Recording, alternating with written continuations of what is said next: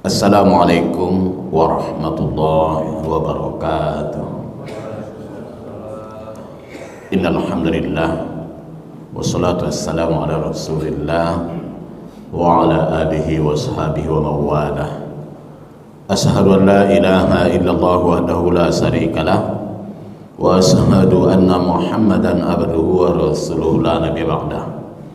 Allahumma salli wa sallim ala sayyidina Muhammadin wa ala alihi wa ashabihi wa atba'ihi ajmain, amma ba'd. Syukur, puja dan puji senantiasa kita panjatkan kehadirat Allah Subhanahu wa taala, karena sampai saat ini kita masih banyak menerima kucuran nikmat dari Allah. Sehingga kalaulah kita coba hitung-hitung nikmat itu, tak akan mampu kita menghitung nikmat pemberian Allah itu. Hanya kita dituntut untuk senantiasa bersyukur atas pemberian nikmat Allah itu.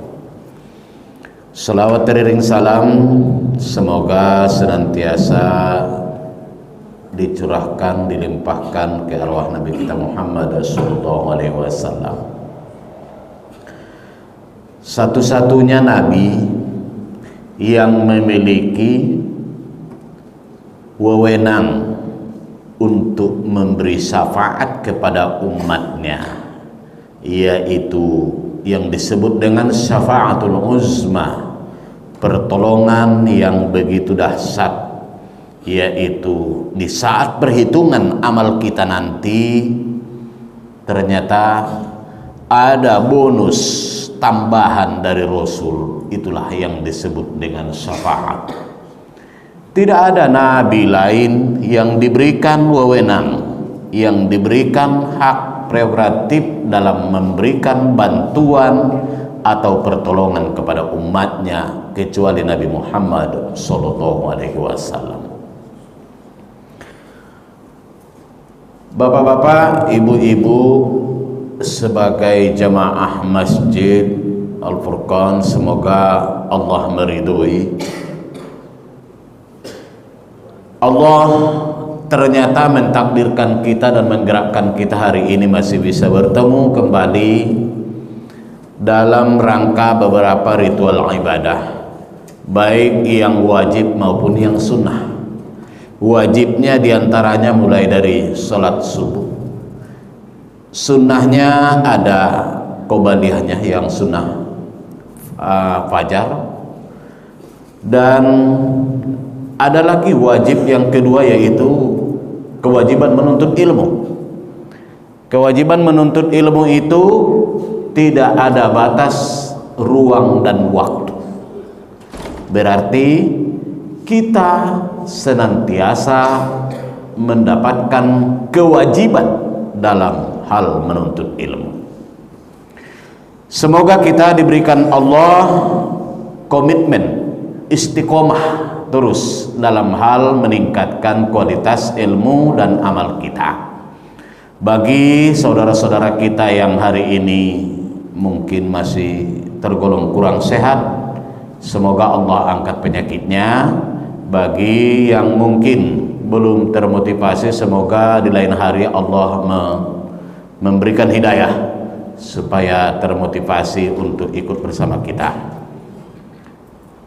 Bapak-bapak, ibu-ibu, kajian kita pada beberapa waktu yang lalu seputar masih bab 2 dari kitab Ta'limul Muta'allim. Ta'limul Muta'allim adalah merupakan pembelajaran untuk pelajar, merupakan langkah-langkah pembelajaran untuk orang-orang yang sedang belajar. Ternyata mau belajar itu pun ada etikanya, mau belajar itu pun ada langkah-langkahnya. Bahkan di dalam pendidikan formal kita, kalau dikaitkan dengan pendidikan, ada yang disebut dengan kurikulum, itu sebagai konten isi materi. Ada yang disebut dengan pengembangan kurikulum, bagaimana untuk mengembangkan konten itu sesuai dengan kebutuhan. Ada lagi yang disebut dengan media pembelajaran, yaitu penggunaan alat-alat untuk memudahkan pembelajaran. Ada lagi yang disebut metodologi pembelajaran, cara-cara yang dipakai dalam belajar itu. Nah, ternyata pengarang Syekh Burhanuddin ini, beliau telah mengkaji bagaimana pandangan Islam dalam hal belajar. Di antaranya kemarin kita sudah mulai tentang pertama, kita harus niat. Yang kedua, niat yang baik dan jangan sampai buruk niat. Niat saja tidak cukup, tapi ada niat yang baik, di mana kalau kita mau belajar, pertama niat kita adalah mengharapkan ridho Allah Subhanahu wa taala. Karena dengan kita mengharapkan ridho Allah, maka ternyata kita akan mendapatkan banyak manfaat. Selain mudah mendapatkan ilmunya, kita juga mendapatkan hikmahnya. Lalu bagaimana kalau disebut niat yang buruk? Ya, misalnya ada potensi riya, supaya dilihat orang, supaya saya bisa berdiskusi, bisa mengalahkan lawan diskusi saya. Ya, itu niat buruk. Nah, ketika kita sudah tahu bahwa pada kajian yang lalu banyak amal-amal yang contohnya ataupun kelihatannya merupakan aktivitas sehari-hari, tapi bisa karena kebaikan niat menjadi amal akhirat. Bahkan sebaliknya, banyak di antara amalan-amalan akhirat, tapi karena keburukan niatnya bisa berubah menjadi amal dunia. Ya, contoh amal dunia, bekerja, baik itu sebagai karyawan, sebagai pegawai, pengusaha, petani, buruh, dan sebagainya. Tentunya itu merupakan bagian dari amal dunia. Tapi ketika diniatkan, saya berangkat bekerja untuk memenuhi kebutuhan keluarga demi ridho Allah, maka menjadi amal akhirat. Sebaliknya, haji, umroh adalah amal akhirat. Tapi sebagian, kita sudah melihat kemarin di media-media sosial, ada orang yang berhaji, begitu sampai di sana yang ada nongkrong main game, dan ternyata dia lebih memilih duduk-duduk main game, main HP, sementara orang puluhan ribu bahkan jutaan masih mengantri menginginkan untuk bisa berangkat ke sana. Dan ada orang yang berumroh bukan hanya sekali setahun, bisa 2 kali 3 kali setahun, tapi niatnya ya hitung jalan-jalan. Akhirnya yang bentuk amal akhirat itu, karena tadi sudah merasa biasa, dianggap traveling, dianggap rekreasi, maka menjadi amal dunia. Burhanuddin sempat memberikan syair yang merupakan sindiran bagi orang yang berilmu tapi tidak memiliki aturan ataupun tidak memiliki akhlak. Karena Burhanuddin membahas kitab ini, Ta'limul Muta'allim, beliau menuntun kita supaya semua amalan-amalan kita itu senantiasa dibarengi dengan akhlak. Itu yang diinginkan. Karena kenapa? Kalau kita bersandar kepada awal lagi, ada yang menjadi landasan bahwa al-adabu fauqal ilmi. sopan santun, etika itu, moral itu masih lebih tinggi daripada ilmu. Banyak orang pintar tapi tidak memiliki akhlak. Sementara ada orang yang ilmunya sederhana tapi memiliki etika yang begitu mulia. Nah, pengarang sudah melihat banyak orang yang berilmu pada saat itu tidak beraturan dengan maksud tidak memiliki akhlak. Makanya beliau bilang, fasadu kabiru alimin muttaqihatun wa akbaru minhu jahilum mutanassikun huma fitnatun fil alamina azimatun. Ternyata hancur lebur, kacau orang-orang yang berilmu itu kalau tanpa dibarengi dengan aturan ataupun akhlak. Bapak-bapak, ibu-ibu, mungkin ini bukan hanya sebatas hikayat pada zaman Syekh Burhanuddin. Di zaman kita sekarang pun mudah melihatnya. Banyak orang-orang pintar, banyak orang-orang yang punya jabatan, banyak orang-orang yang punya pangkat, tapi hancur, tidak punya etika. Mohon maaf, belakangan ini sungguh miris kita mendengarnya, dua oknum jenderal polisi sampai dipecat karena dituduh ataupun terduga sebagai pengedar narkoba. Ini apalagi yang mau dicari? Sudah jenderal, tentunya gajinya sudah besar, penghasilannya sudah tinggi, kehormatannya juga udah pasti. Ada apa? Berarti nilai-nilai etika, nilai-nilai akhlak tidak ada. Sehingga nanti akan kita bahas lagi di sini, salah satu keburukan orang yang tidak memiliki akhlak bagi yang berilmu itu, maka dia digerogoti oleh cinta dunia. Kalau orang yang berilmu itu tidak dibarengi dengan akhlaknya, dia digerogoti dengan cinta haus dunia. Kalau orang yang sudah haus nggak akan pernah cukup, ya Pak ya, nggak akan pernah cukup. Gaji 10 juta kurang, penghasilan 100 juta kurang, penghasilan 200 juta masih kurang, penghasilan per bulan 500 juta masih saja kurang.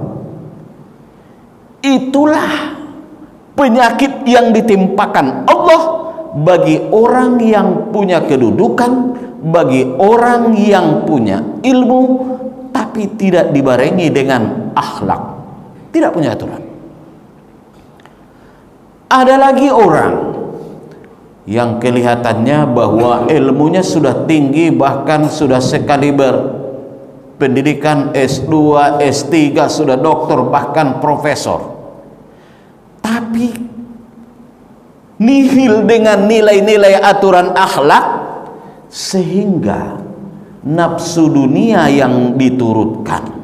Ketika nafsu dunia yang diturutkan, ketika dia ditaruh di bagian pengadilan, maka dia mencari asas keuntungan buat pribadinya, bukan menegakkan hukum dengan seadil-adilnya. Kenapa? Karena bisikan nafsu dunia lebih kencang ketimbang bisikan untuk menegakkan keadilan. Di dalam ilmu tasawuf, khususnya di dalam bagian kajian tarekat, Pak, hati kita ini, gambaran hati kita, mohon maaf, sering dibuat orang gambaran seperti lob, ya Pak ya, seperti lob ya. Itu ternyata dalam kajian tarekat itu dibagi 4. Yang sebelah kanan atas itu posisi malaikat, sebelah kiri bagian atas itu posisi syaitan. Lalu bagian bawah sebelah kanan itu nafsul mutmainnah, nafsu yang mengajak kepada kebaikan. Sebelah kiri paling bawah, sebelah kiri bagian bawah itu adalah nafsu ammaratun bisu. Sehingga ketika tadi yang bagian atas malaikat itu, pada hati kecilnya kita itu selalu berkata benar, yang benar. Tapi setan menggelincirkan. Jangan, gak usah. Jangan, gak usah. Berangkat gak ya? Gak ya. Berangkatlah. Yang gak usah lah. Ini kayaknya mau gerimis. Ini perseteruan antara nilai baik dan buruk. Itu yang disebut mereka ibaratkan posisi malaikat dan posisi setan. Sedangkan di bawah nafsu baik dan nafsu buruk. Nafsu baik itu ada keinginan dari dalam untuk melakukan kebaikan. Orang lain santai, dia sudah terpikir apa yang bisa saya lakukan untuk demi kebaikan orang di komplek ini. Ternyata ada nafsu ammaratun bisu. Ya udahlah, nggak usahlah, ngapain repot-repot. Itu hanya ide-ide orang aja, malah membuat isu-isu ataupun fitnah yang membuat orang lain supaya tidak berbuat kebaikan. Jadi kalaulah dibelah seperti itu, belah 4 begini, makanya ada yang mengatakan ketika la ilaha illallah itu jatuhnya ke hati, karena di situ denyut jantung kita dan juga perseteruan baik dan buruk selalu berseteru. Ketika kita mampu mengalahkan keburukan, mampu mengalahkan setan, mampu mengalahkan nafsu ammaratun bisu, inilah orang-orang yang mendapatkan ridho Allah Subhanahu wa ta'ala.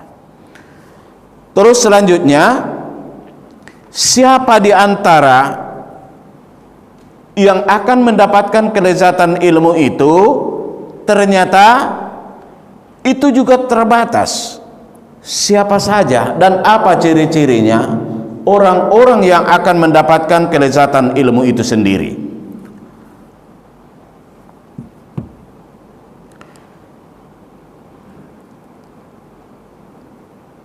Wa yanwa bisyukri ala ni'amil aqli wa sihatil badan wa la yanwa bihi iqbalun nasi wala istijlabu izami fid dunya wal karamatillah inda syaitan.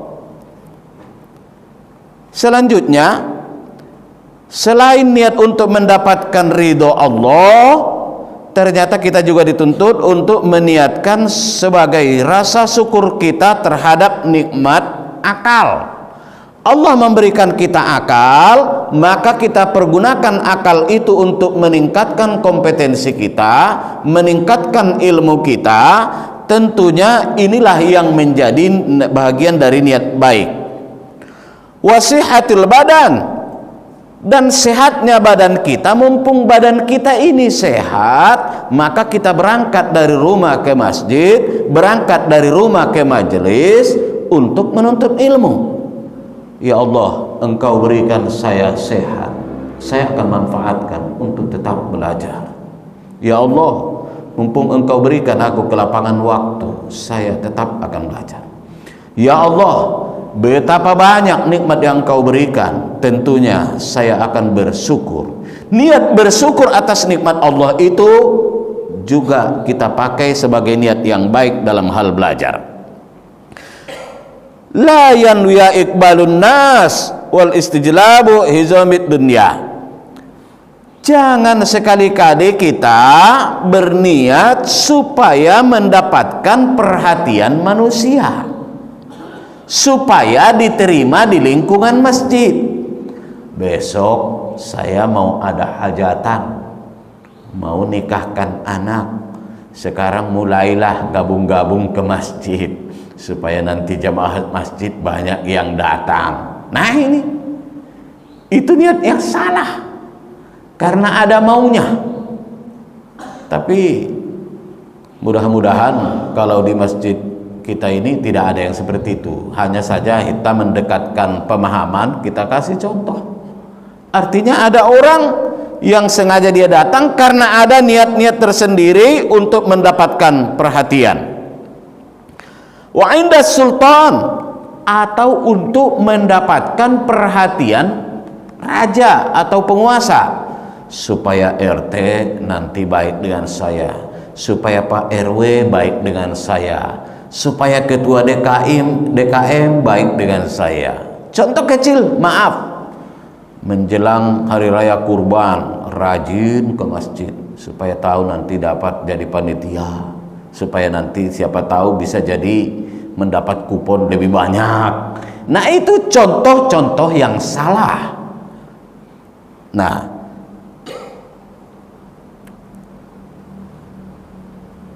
wa qala Muhammad bin Hasan rahimahullahu ta'ala, kana an-nasu kulluhum 'abidi li'i'tiqabihim wa tawadidihim wa li'annahum min waddati lizzatil amal. Dan seorang Muhammad bin Hasan rahimahullah, beliau berkata, semua manusia itu akan menjadi berkualitas karena menggunakan peranan akalnya, karena memberdayakan akalnya. Artinya, kualitas seseorang manusia itu akan terukur dari peranan dan memberdayakan akal. Toh yang membedakan manusia dengan hewan hanya akal.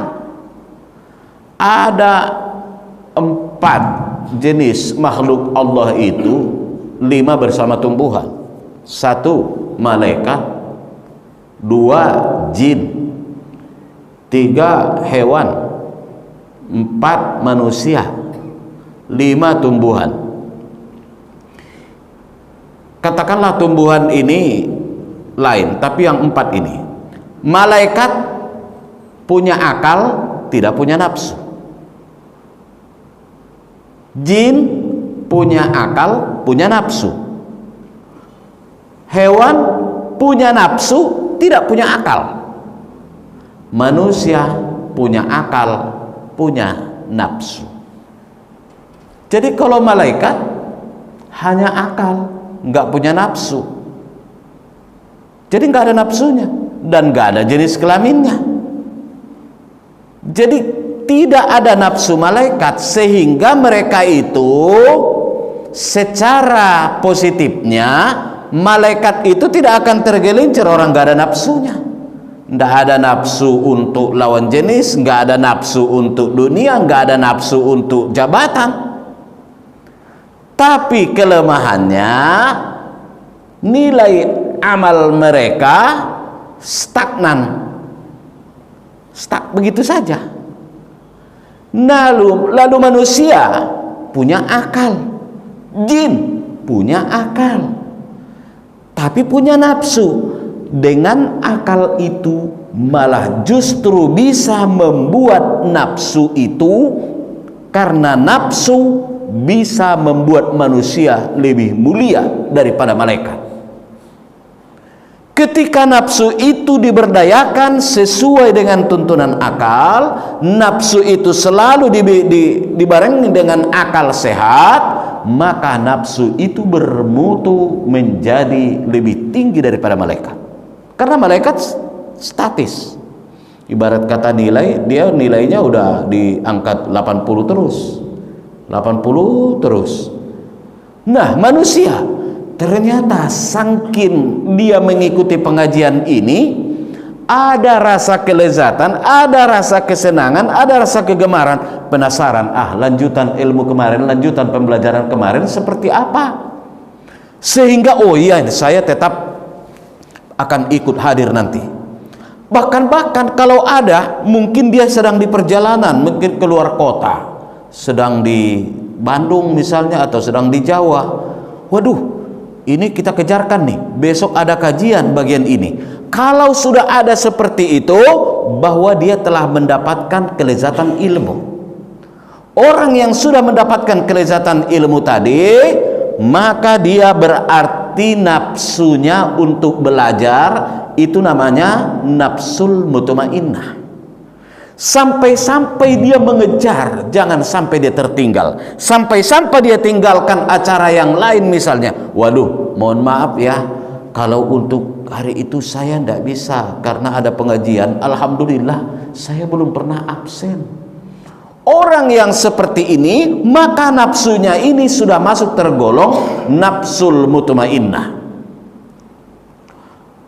Wa man wajada lazzatul ilmi wal amal bihi qallama raghiba qiman indan nasi ansarha Syekh al-Imam al-Ajal al-Ustaz Qamuddin Hamadud bin Ibrahim bin Ismail al-Safar al-Ansari al-Isla'ul Haqiqatu rahimahullahu ta'ala syi'ran man talabal ilma lil adi bihi fazun bifadlin minar rusdi.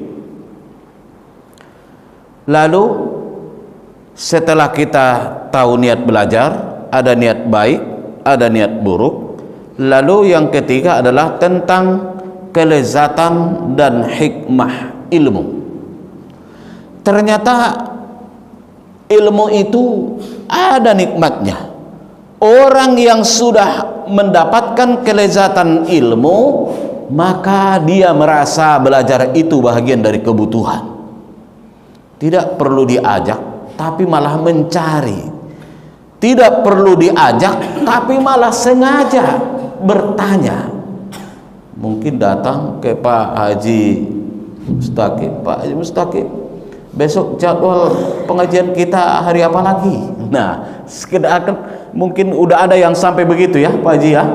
Kalau sampai ada yang bertanya, nah ini berarti udah mulai ciri-ciri orang yang sudah mendapatkan kelezatan ilmu sampai mengejar. Bahkan datang ke mading Masjid Al-Furqan, dilihat, wah besok kajian siapa, ustadz siapa, materinya apa, dan bahkan dia udah punya catatan. Sampai-sampai di rumah dia ingat-ingat, wah hari apa ada nih kajian ini, kajian itu. Alhamdulillah, masjid kita, Masjid Al-Furqan Taman Galaksi ini tergolong sudah banyak memfasilitasi jamaah atau memfasilitasi warga, baik dalam hal ubudiyah biasa maupun dalam hal kajian-kajian. Banyak ustadz-ustadz yang telah memberikan ilmu kepada kita. Tentunya itu tadi, pertama kita dengan mengharap ridho Allah, dan yang kedua kita lepas dari kewajiban untuk belajar. Karena kalau kita nggak belajar berarti kita mungkin dosa terus. Kenapa? Ada kewajiban yang kita nggak tunaikan, kewajiban belajar. Terus apalagi dengan belajar itu juga tadi merupakan syukur nikmat Allah yang diberikan kepada kita. Terus kelezatan itu adalah raghibun fi ma 'indan nas. Ternyata kalau orang yang sudah mendapatkan kelezatan ilmu itu, ternyata dia disukai oleh orang lain. Kenapa? Karena dengan belajar secara perlahan menambah akhlaknya, menambah etikanya. Mohon maaf, sesuai dengan pepatah orang-orang kita dulu, hendaknya kita belajar itu bagaikan ilmu padi ya, bahasanya Pak, ilmu padi ya. Semakin berisi semakin menunduk. Jadi kalau padi itu kalau dia tandanya berisi nunduk, kalau tandanya yang kosong ya udah dangak aja ke atas ya Pak ya. Itu lagu Padang Pasir zaman dulu itu ya. Bawalah ilmu padi di sawah, tambah berisi tunduk ke bawah. Itu sangat tinggi filosofinya, akhlaknya itu ya Pak ya. Semakin kita banyak belajar, semakin kita tunduk, semakin menunduk. Artinya diharapkan semakin tinggi ilmu kita, maka kita pun semakin bisa untuk membawa kalimat-kalimat yang santun, membawa diri kita kepada masyarakat, membawa cara bergaul kita kepada masyarakat, sehingga semakin disenangi orang. Ini yang disebut raghibanin nas, disukai orang. Karena kenapa tadi? Kita sudah belajar Ta'limul Muta'allim, kita sudah belajar Minhajul Abidin. Kenapa waktu itu saya memilih ini? Karena saya pernah melihat bahwa jadwal kita kajian tafsir sudah ada ya Pak Haji ya. Tafsir sudah ada, hadis sudah ada. Ya udah, mungkin saya mencoba membidik dari akhlaknya, akhlak dan tasawufnya. Setinggi apapun ilmu itu kalau tanpa dibarengi dengan akhlak, itu tadi al-adabu fauqal ilmi. Adab, sopan santun ataupun akhlak itu masih berada di posisi atau di atas ilmu. Artinya orang yang berilmu tanpa adab masih bisa kacau, tapi orang yang beradab sekalipun ilmu yang sedikit insya Allah selamat.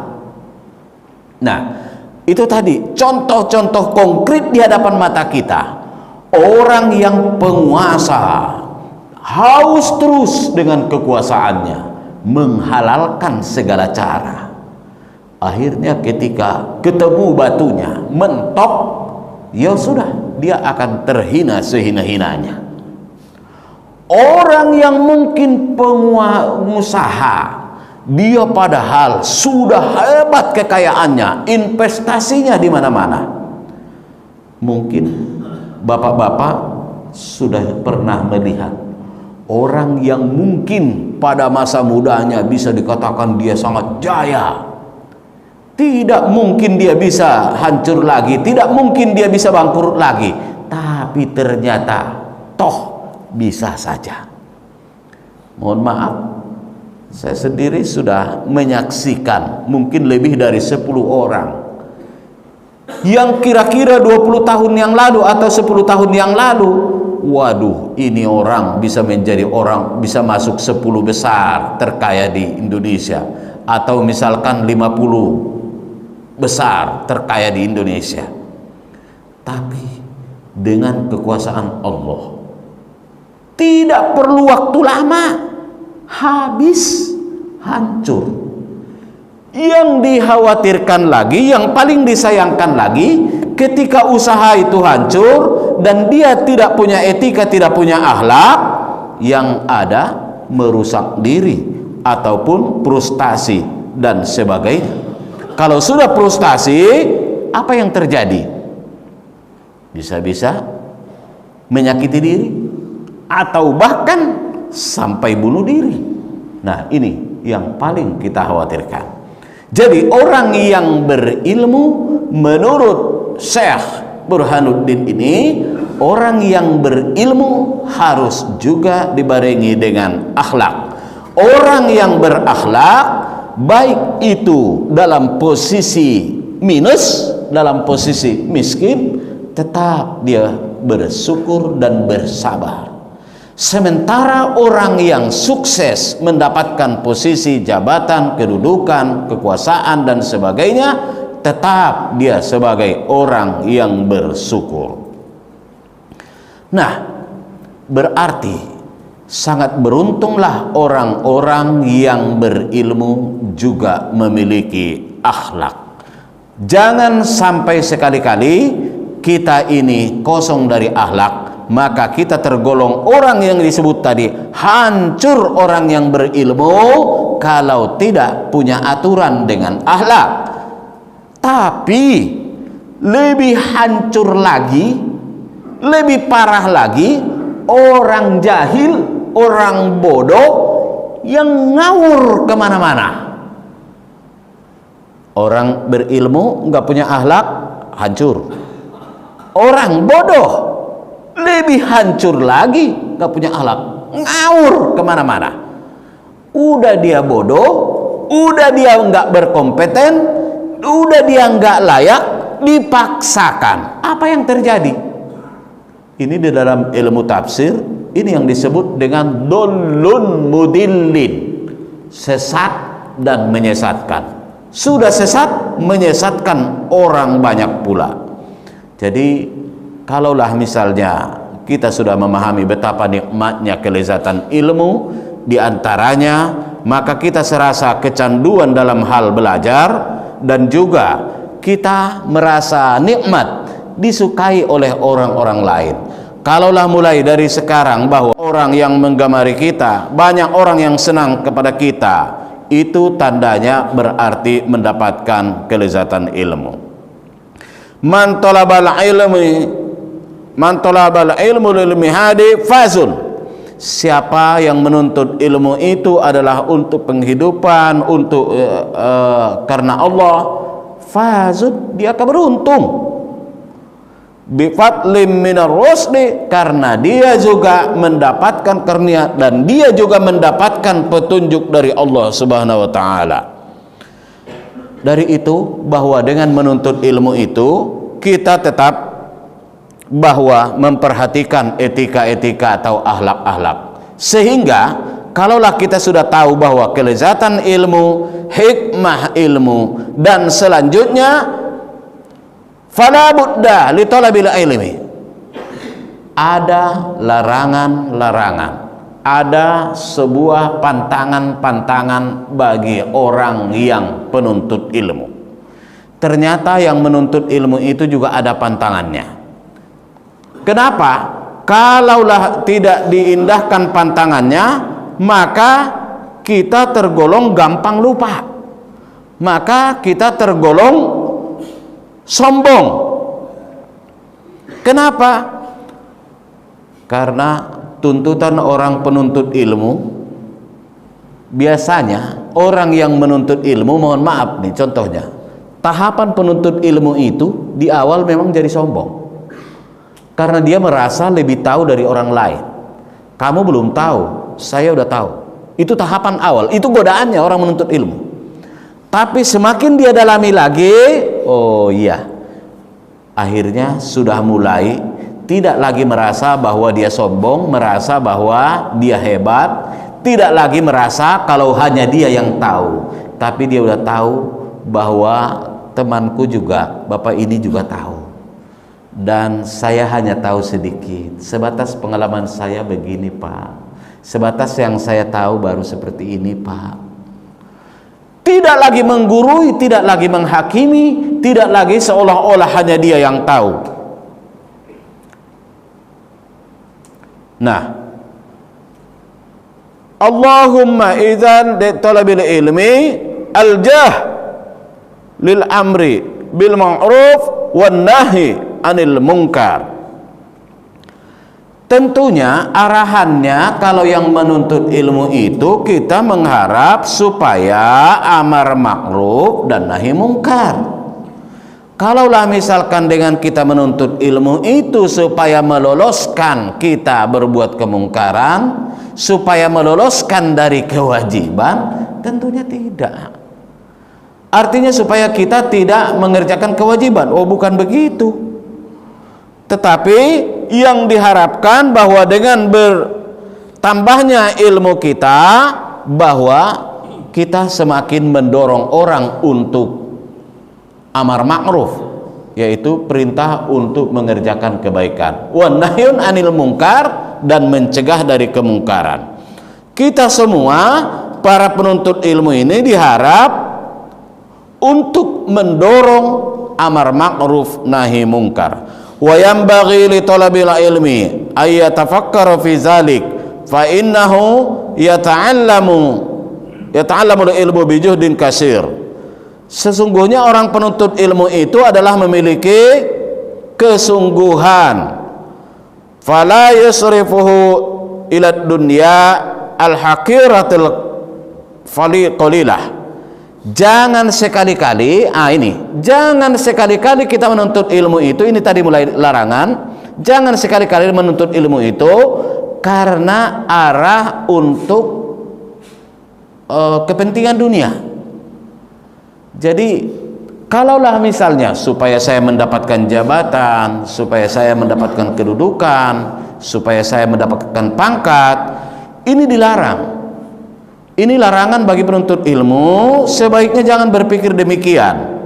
Sekalipun sekolah itu sekarang ternyata banyak, saya harus sekolah supaya bisa naik pangkat, saya harus sekolah supaya bisa dapat jabatan, saya harus sekolah lagi supaya bisa mendapatkan posisi yang lebih baik.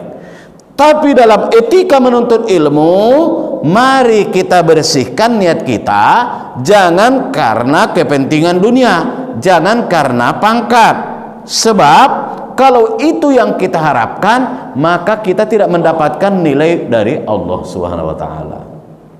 Sekalipun memang tujuannya dengan pendidikan ini mudah-mudahan saya akan mendapatkan posisi yang lebih baik, tapi niat kita adalah saya tetap untuk mengharapkan ridho Allah Subhanahu wa taala. Sebab kenapa? Ila dunyalah akiratil qalilah. Dunia itu adalah hina dan kecil. Jadi gambaran beliau bahwa dunia itu kecil, ridho Allah itu besar. Nikmat Allah itu lebih daripada dunia. Jadi ibarat kata bayang-bayang, hidup kita dengan bayang-bayang, kapanpun kita mengejar bayang-bayang, sampai kapanpun tidak akan kita dapatkan. Tapi ketika kita meninggalkan bayang-bayang itu selalu mengikuti kita. Nah makanya dibilang bahwa jangan sampai kita tertipu dengan kepentingan dunia yang hina dan juga kecil dan juga binasa. Qala Nabi sallallahu alaihi wasallam, ittaqud dunya fawalladzi nafsu Muhammadun biyadihi innaha la tus'iru min Harut wa Marut. Jadi ternyata kalaulah hanya orientasinya untuk dunia, ternyata bukankah kita bisa mengambil contoh, misalnya baik dari contoh si Qarun, Fir'aun, ternyata sampai di mana? Kekuasaan, pangkat, jabatan, harta dan sebagainya, ternyata matinya, meninggalnya sampai begitu hina. Abu Jahal begitu juga. Ternyata orang-orang yang hanya mencintai dunia tadi, di akhir hayatnya dihinakan Allah, dan sampai di akhirat kelak beliau akan mendapatkan siksa. Jadi ternyata lidunya aqallu minal qalil wa asiquha azallu minaz zadil. Karena dunia itu kecil, lebih kecil daripada yang kecil. Itu kata merupakan tafsir daripada hadis itu. Dunia ini lebih kecil daripada yang kecil, wa azallu minaz zadil, dan sehina-hina daripada yang hina. Jadi gambaran beliau bagaimana memposisikan diri kita menganggap bahwa dunia ini memang kecil. Artinya jangan sampai kita terlena dengan yang kecil, akhirnya lupa yang besar. Jangan sampai kita berorientasi kepada yang kecil, akhirnya yang besar nggak dapat. Lebih baik yang besarnya yang kita kejar, yang kecil itu pasti mengikut. Sama tadi, kalau kita mengejar akhirat, insya Allah dunia mengikut. Tapi kalau kita mengejar dunia, akhirat akan tertinggal. Makanya disebutkan wa asiquha azallu minaz zalil. Orang-orang yang mencintai ataupun menggeluti dunia itu, maka ternyata itu adalah merupakan suatu kehinaan. Bisihriha qaumuha wa taqil fihim mutahayyaruhum bila dalilin.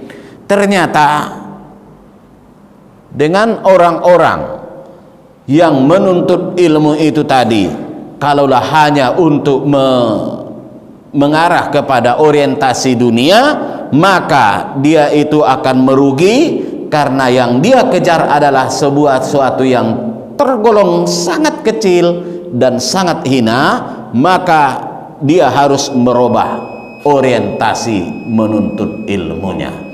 Dari itu sekali lagi, bahwa dalam hal menuntut ilmu ini kita jangan berorientasi dunia atau kepangkatan, hendaklah kita berorientasi kepada ridho Allah, dan hendaklah kita selalu berpikir bahwa mengharapkan ridho Allah itu akan mendapatkan lebih banyak. Bagaimana syair seorang Abu Nawas, ilahi lastu lil firdausi ahla wala aqwalan naril jahimi. Ya Allah, saya memang tidak pantas untuk menduduki atau menempati surgamu, tapi saya juga merasa nggak sanggup dengan siksa nerakamu. Di syair lain beliau bilang, ya Allah, saya nggak tergiur dengan kenikmatan surgamu, tapi yang aku harapkan adalah semata-mata ridhomu. Itu bahasa-bahasa indah, artinya saya nggak tergiur dengan surgamu ya Allah, tapi aku sangat rindu dan sangat mengharapkan ridhomu. Kenapa? Kalaulah orang beramal hanya orientasi surga, itu masih tergolong rendah. Tapi kalau orang beramal orientasi ridho, bukankah seorang Nabi Musa, manusia biasa walaupun dia nabi, ditaruh di tengah-tengah api? Seorang Nabi Ibrahim dibakar di tengah-tengah api. Kul ya narukuni bardam wassalaman ala Ibrahim. Itu di ayat Al-Quran. Wahai api, jadilah engkau sejuk bagaikan AC yang begitu dingin terhadap Ibrahim yang dibakar. Ternyata api itu malah menjadi sejuk bagi Nabi Ibrahim. Inilah yang digambarkan Abu Nawas. Andaikan aku sudah mendapatkan ridhomu ya Allah, mau dilempar ke neraka pun neraka itu jadi sejuk. Ya kurang lebih begitu. Mari kita bersama-sama memperbaiki niat dalam hal belajar, niat dalam hal menuntut ilmu ini. Jangan kita salah orientasi, yaitu dengan mengharapkan untuk dekat dengan pimpinan, mengharapkan untuk mendapatkan dunia semata. Padahal dengan kita mengharapkan ridho Allah, itu semua tadi akan mendapatkan, karena salah satu kelezatan ilmu itu, maka raghiba anin nas, maka dia akan disukai oleh orang lain. Jadi menuntutlah dengan senantiasa mengharap ridho Allah. Kalau kita sudah di dalam ridho Allah, maka ridho manusia itu mudah didapatkan. Kalau kita sudah merindukan dan mengharapkan akhirat dan mendapatkan ridho Allah, dunia itu kecil, dunia itu hina. Ternyata kehinaan dunia itu membuat orang haus. Buktinya sudah banyak di mata kepala kita sendiri, banyak kita saksikan yang mungkin saja tidak jauh dari tempat kita. Orang yang begitu dikasih jabatan, dikasih kesempatan, malah semakin haus, malah membuat dia terhina. Alangkah naibnya kalau orang yang sudah sepangkat tinggi ataupun jabatan gubernur, jabatan menteri, tapi ternyata haus terus, sudah banyak gaji, sudah tinggi penghasilan, masih kurang, masih korupsi dan sebagainya. Itulah penyakit cinta dunia. Semoga kita terhindar dari penyakit ini dan teruslah kita belajar untuk mengharap ridho Allah. Mungkin masih ada tanya jawab, mungkin Pak Haji. Ya, sementara itu yang saya ingat Pak dari kajian tafsir hadis ya Pak ya. Baik, terima kasih Pak ya. Bisa ditutup dengan doa. Ya baik. Ala hadhihi wa likulli niyatin salihati kalamatil Fatihah. A'udzu billahi minasyaitonir rajim. Bismillahirrahmanirrahim. Alhamdulillahirabbil alamin arrahmanir rahim maliki yaumiddin. Iyyaka na'budu wa iyyaka nasta'in ihdinas siratal mustaqim. Siratal ladzina an'amta 'alaihim ghairil maghdubi 'alaihim waladdallin. Amin. Rabbi shrah li sadri wa yassir li amri wahlul 'uqdatam min lisani yafqahu qawli. Subhanaka la ilma lana illa ma 'allamtana innaka antal alimul hakim. Subhanaka la ilma lana illa ma 'allamtana innaka antal alimul hakim. Subhanaka la ilma lana illa علمتنا إنك أنت العليم الحكيم اللهم زدنا علما وارزقنا فهما إنك على كل شيء قدير ربنا آتنا في الدنيا حسنة وفي الآخرة حسنة وقنا عذاب النار آمين آمين ثم آمين صلى الله عليه وسلم والحمد لله رب العالمين. السلام عليكم ورحمة الله وبركاته.